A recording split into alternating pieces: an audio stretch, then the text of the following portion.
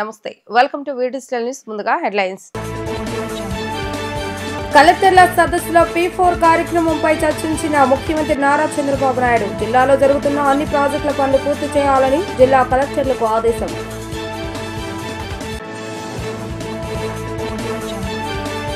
సిస్కోతో AP ప్రభుత్వం ఒప్పందం 2029 నాటికి 20 లక్షల ఉద్యోగాలు కల్పిస్తామని వెల్లడి.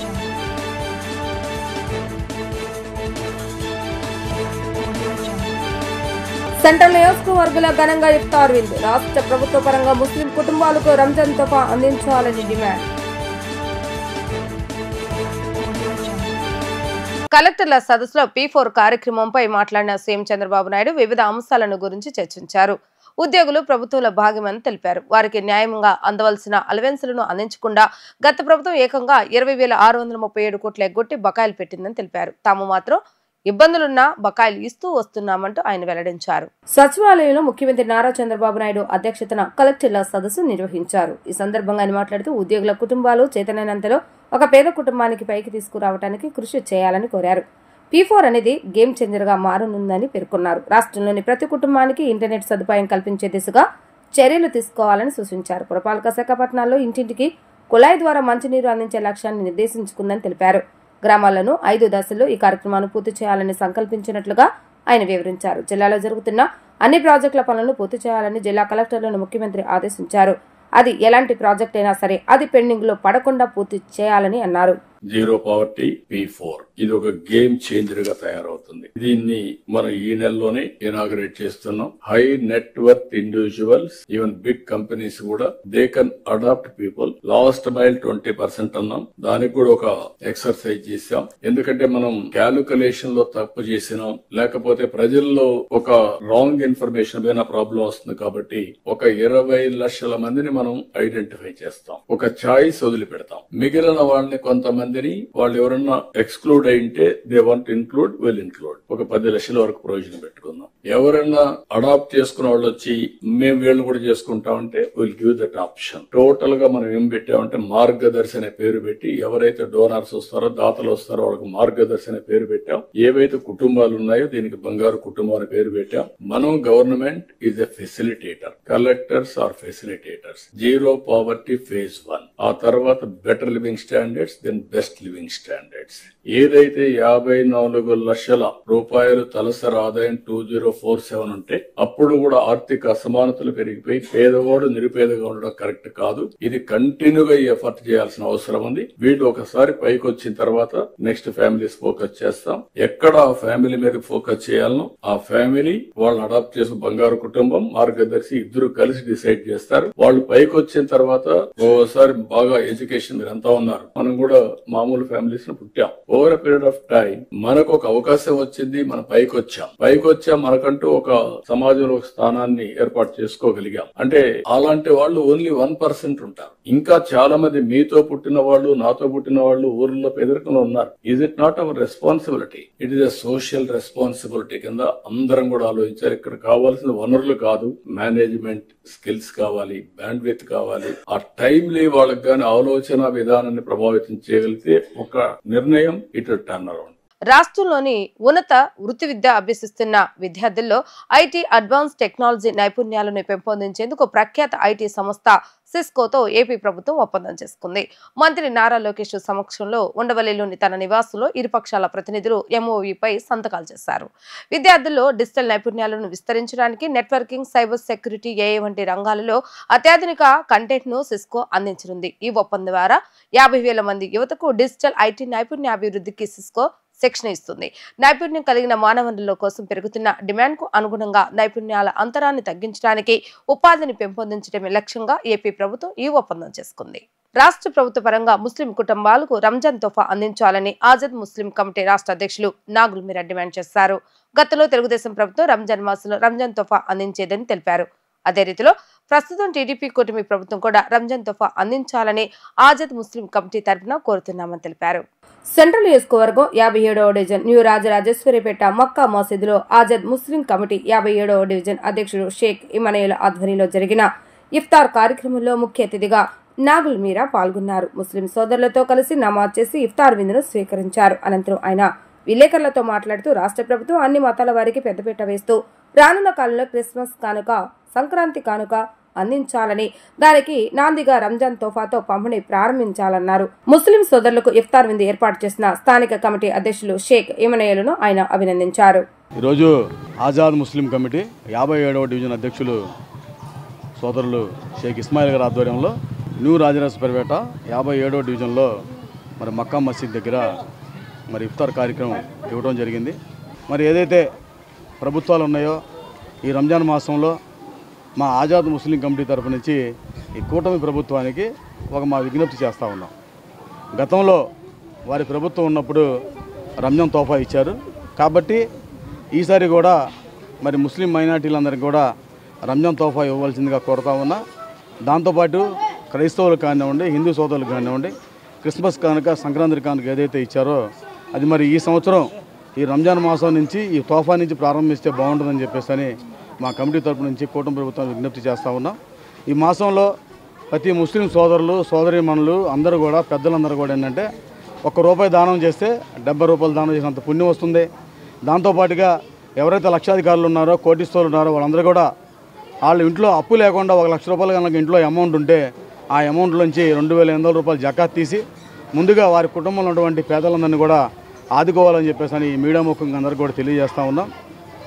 దాంతోపాటు మన చుట్టుపక్కల ఉన్నటువంటి పేద ముస్లింలందరినీ గుర్తించి మన ఇంట్లోనే రంజాన్ పండుగ కాకుండా వారింట్లో కూడా ఒక రంజాన్ పండుగ వాతావరణం తీసుకొచ్చేటువంటి బాధ్యత చుట్టుపక్కలగా మనందరికీ, మన పెద్దలందరికీ కూడా ఉందని చెప్పేసి కూడా వీళ్ళందరూ కూడా తెలియజేస్తూ అందరం కలిసి చేసుకుంటేనే రంజాన్ పండుగ కాబట్టి అందరం కూడా పేదలందరినీ కూడా గుర్తించాలని చెప్తా ఉన్నా.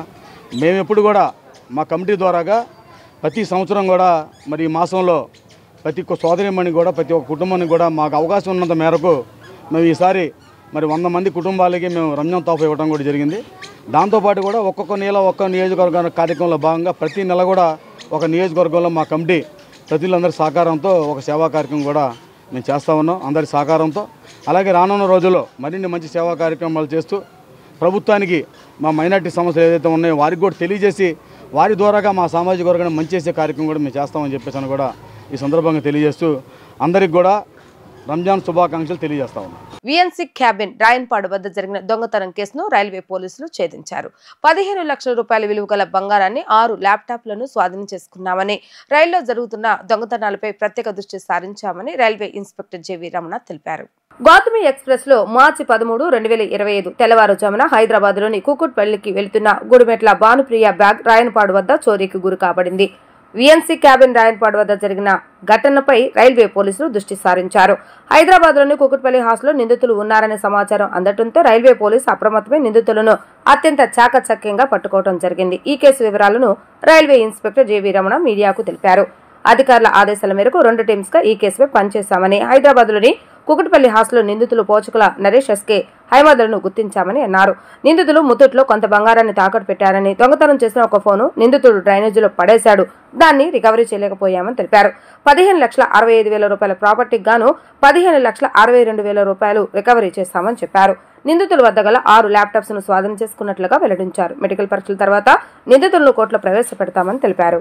13/3/2025 ఎర్లీ మార్నింగ్ 3:15 అవర్స్కి ట్రైన్ నంబర్ 12738 గౌతమి ఎక్స్ప్రెస్లో Gudimetla Bhanupriya, she is a software engineer at Kukatpally, Hyderabad, along with ఫ్యామిలీతో ఆవిడ ఒక ఫంక్షన్ నిమిత్తం కాకినాడ జర్నీ చేస్తుండగా మనకి రాయనపాడు ఏరియాకి వచ్చి విఎన్సి క్యాబిన్ దగ్గరికి వచ్చేటప్పటికి వాళ్ళ యొక్క బ్యాగ్ థెఫ్ట్ అయినట్టు వాళ్ళు గుర్తించి వెంటనే అలర్ట్ అయ్యి మనకి కన్సర్న్ ఎస్కార్ట్ ఉన్న వాళ్ళకి కాల్ చేస్తే వాళ్ళు అటెండ్ అయ్యి వెంటనే అక్కడ ఉన్న భర్తలన్నీ చూశారు. ఎక్కడ కూడా ఆ బ్యాగ్ ట్రేస్ అవ్వలేదు.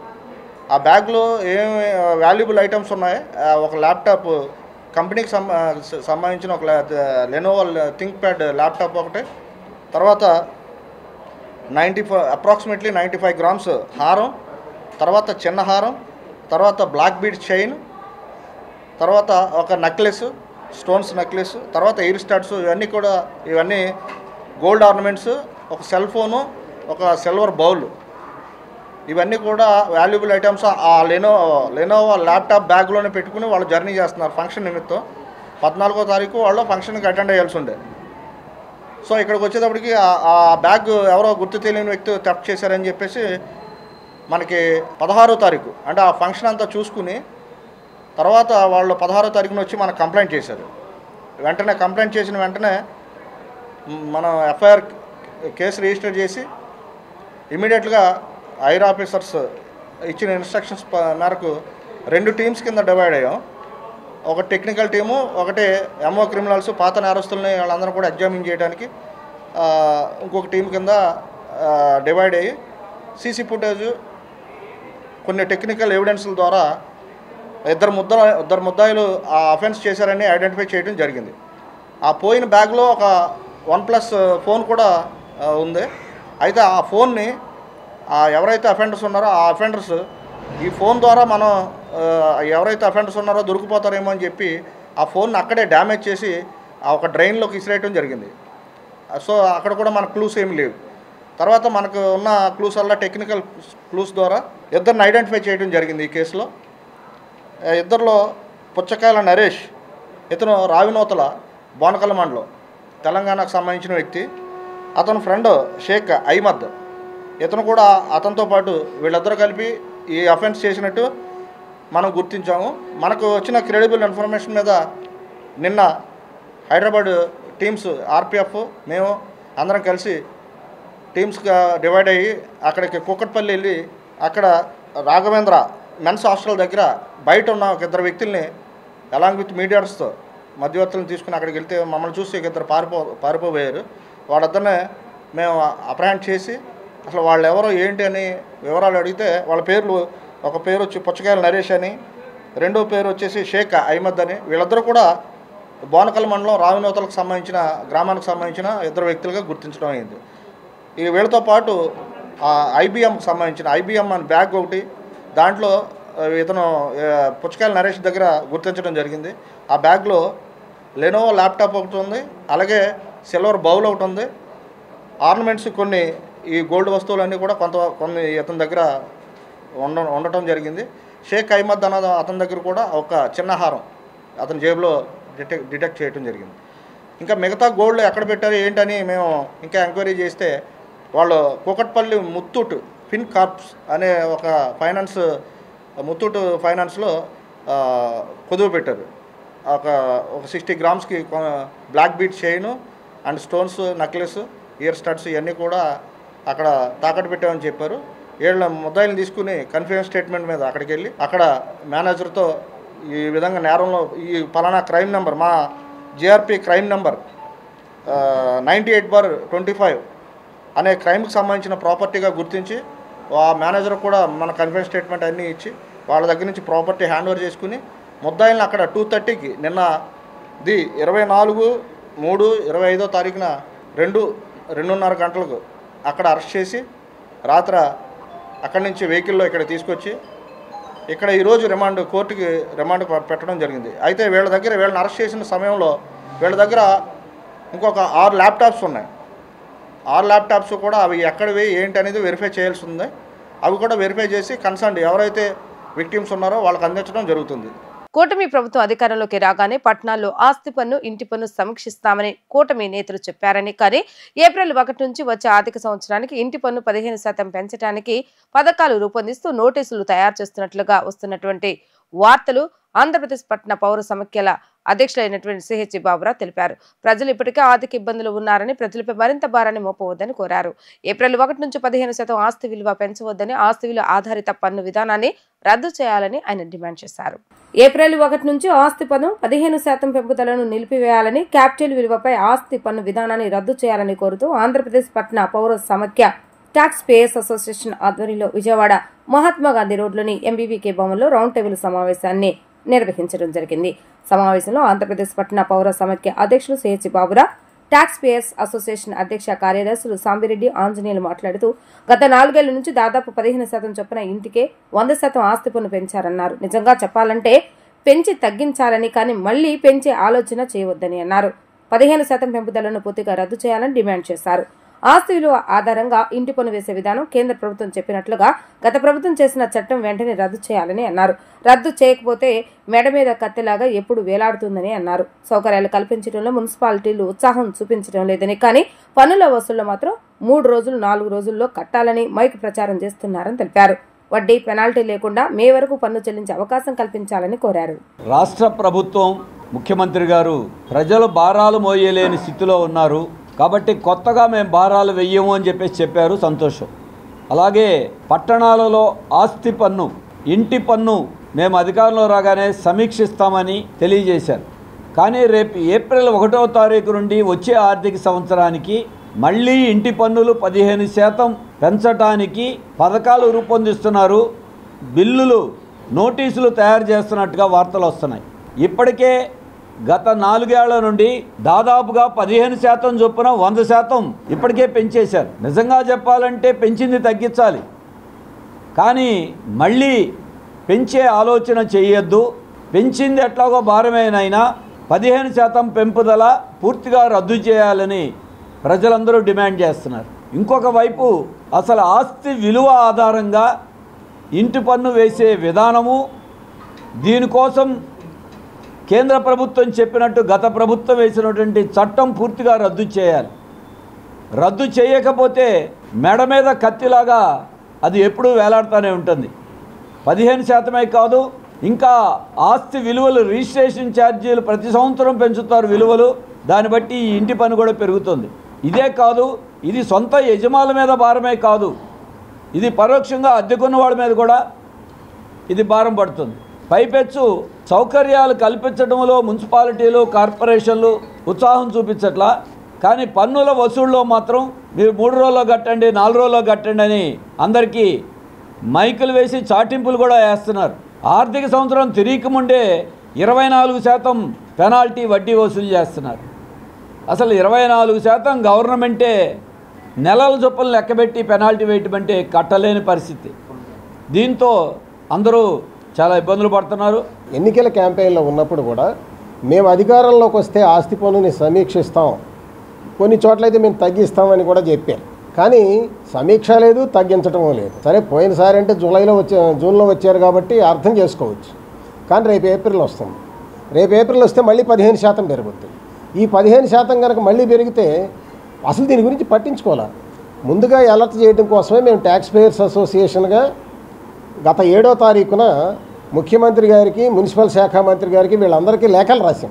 దాంట్లో మేము స్పష్టంగా మేము చెప్పాం, అయ్యా ఎందువల్ల ఇది తప్పు అనేది చెప్పాం. మీరు ఆస్తి విలువ, పోయే విలువ మీద, ఆస్తి వదులుకునే క్యాపిటల్ విలువ మీద వేయటం ఏంటి, ఆస్తిని ఎంజాయ్ చేసేటువంటి విలువ మీద వేయాలి.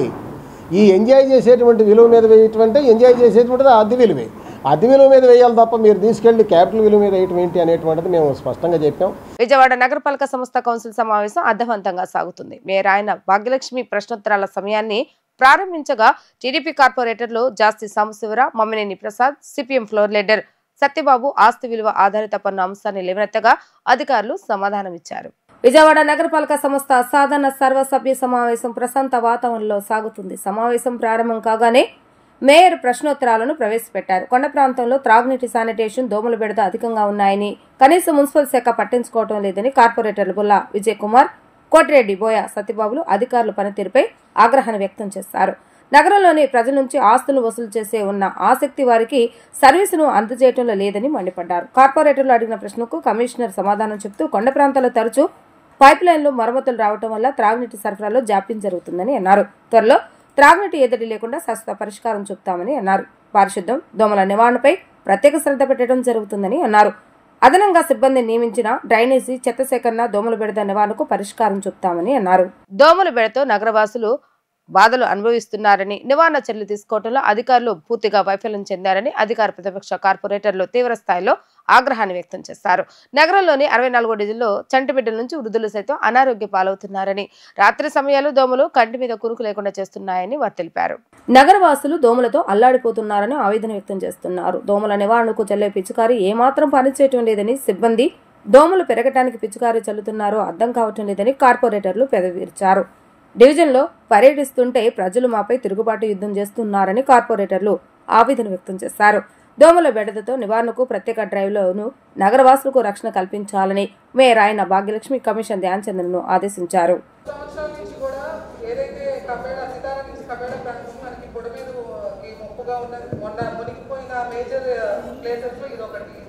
అయితే దాదాపు 5-6 డివిజన్ నుంచి వచ్చే వేస్ట్ అంతా కూడా ఆ ఏరియాకి వస్తుంది. ఆ వేస్ట్ అనేది మనం ప్రాపర్ గా వెహికల్స్ తో తీయించడానికి అని చెప్పేసి ప్లేసెస్ అన్ని కూడా క్లోజ్ చేసి ఉన్నాయి సార్. మొత్తం ఎల్ఎన్టీ డ్రైన్ పెద్ద వెడల్పుగా ఉన్నాయి, వెహికల్ పడుతుంది. కానీ ఏంటంటే మొత్తం అంతా కూడా సప్లా చేసేసారు. దాని మీద మీరు మందు చల్లించడానికి కానీ ఆ సిల్ట్ అంతా తీయించడానికి కూడా కుదరదు. అందుకని చెప్పి దాదాపు 2 సంవత్సరాల నుంచి కూడా సప్లా తీయించడానికి లెటర్స్ పెడుతున్నాను. లేదంటే అట్లీస్ట్ ఓపెన్ ప్లేసెస్ లో ఎక్కడైతే ఉన్నాయో అక్కడ మెస్సులు పెట్టించండి, పెట్టిస్తే అక్కడ ఆపుతుంది కదా, దాన్ని మనం వెహికల్స్ తీయించవచ్చు అని చెప్పాము.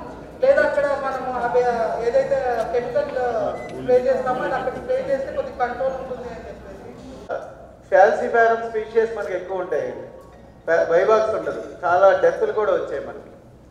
అదేవిధంగా 2010లోకి వచ్చేసరికి డెంగ్యూ విజయవాడ నగరాన్ని బాగా ఎక్కువ ఇబ్బంది పెట్టింది. రాజీవ్ నగర్లో ఆ రోజు మనం కార్పొరేషన్ తరఫున అక్కడ హెల్త్ సెంటర్ పెట్టినప్పుడు వాళ్ళందరికీ కూడా నేనే ఫ్రీ ఆఫ్ కాస్ట్ వాళ్ళందరికీ ఇన్వెస్టిగేషన్ చేయడం జరిగింది.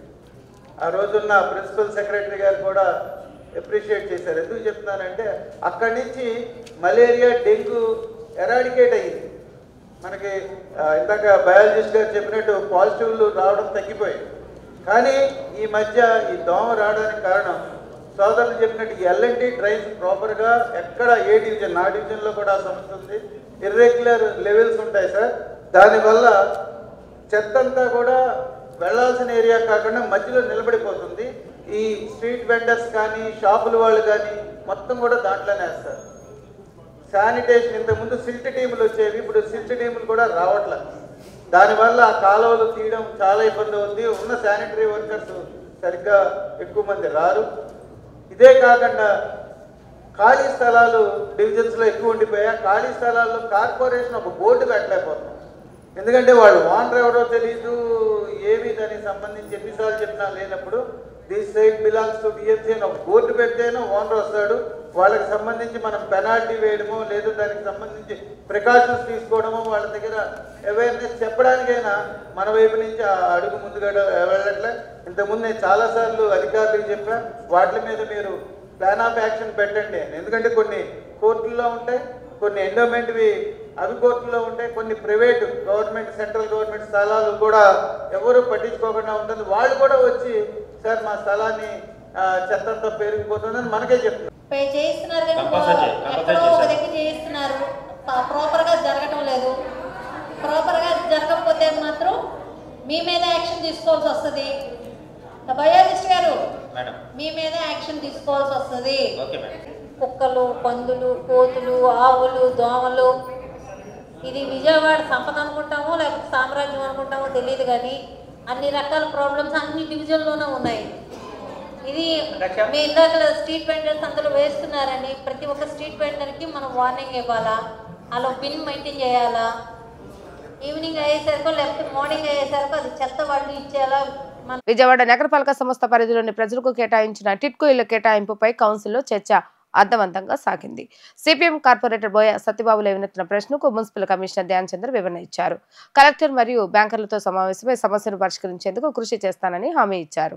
విజయవాడ నగరపాలక సంస్థ కౌన్సిల్ సమావేశం అర్థవంతంగా సాగుతోంది. ప్రజల సమస్యలపై సుదీర్ఘంగా చర్చ జరుపుతున్నారు.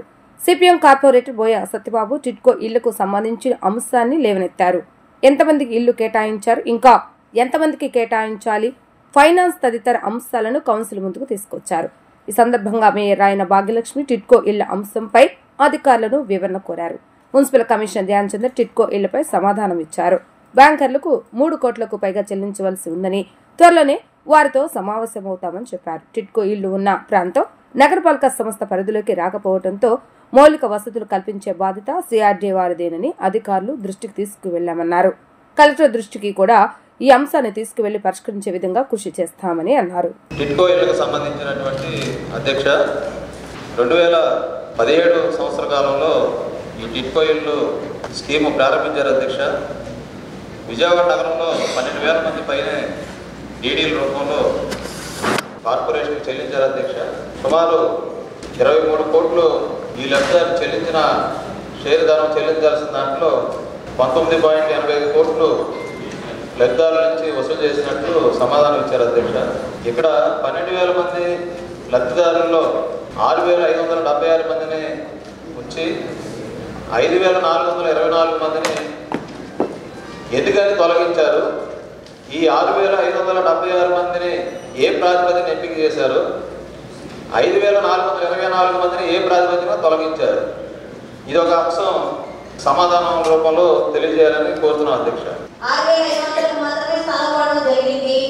మిగతా 20 కోట్లు లబ్ధిదారులకు ఇవ్వాల్సి వస్తే జగన్ గారి గవర్నమెంట్ లోన 16 కోట్లు పైబడే అనేక డబ్బులు ఇవ్వడం జరిగింది. ఇంకా బ్యాలెన్స్ ఎంత ఉంది సార్ పిఓసిడి గారు? ఇంకా బ్యాలెన్స్ ఎంత ఉందండి?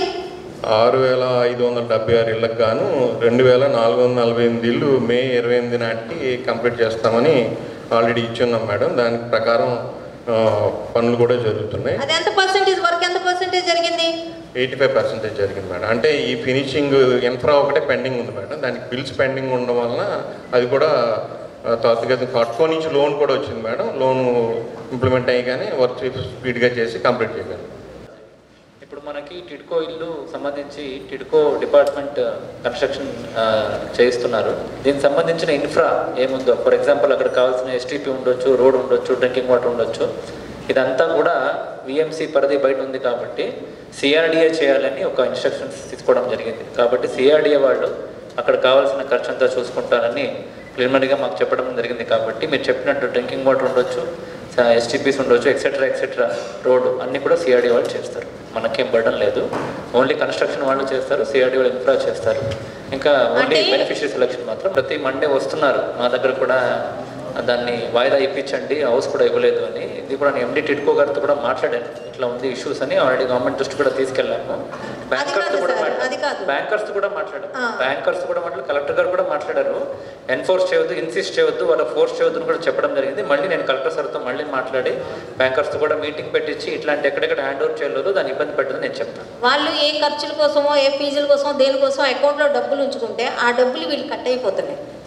అది లబ్ధిదారులు అనేది ఇబ్బంది పడుతున్నారు.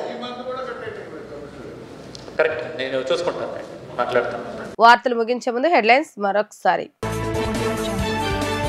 కలెక్టర్ల సదస్సులో P4 కార్యక్రమంపై చర్చించిన ముఖ్యమంత్రి నారా చంద్రబాబు నాయుడు. జిల్లాలో జరుగుతున్న అన్ని ప్రాజెక్టుల పనులు పూర్తి చేయాలని జిల్లా కలెక్టర్లకు ఆదేశం.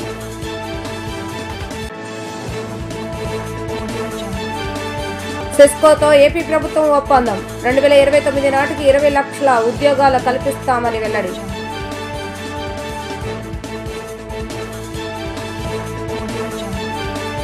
సెంట్రల్ నియోజకవర్గంలో ఘనంగా ఇఫ్తార్ విందు. రాష్ట్ర ప్రభుత్వ పరంగా ముస్లిం కుటుంబాలకు రంజాన్ తోఫా అందించాలని డిమాండ్. ఇవి రోజు వార్తా విశేషాలు. మరలా తిరిగి ప్రసారమైన వార్తలు మళ్ళీ కలుద్దాం. అంతవరకు సెలవు, నమస్కారం.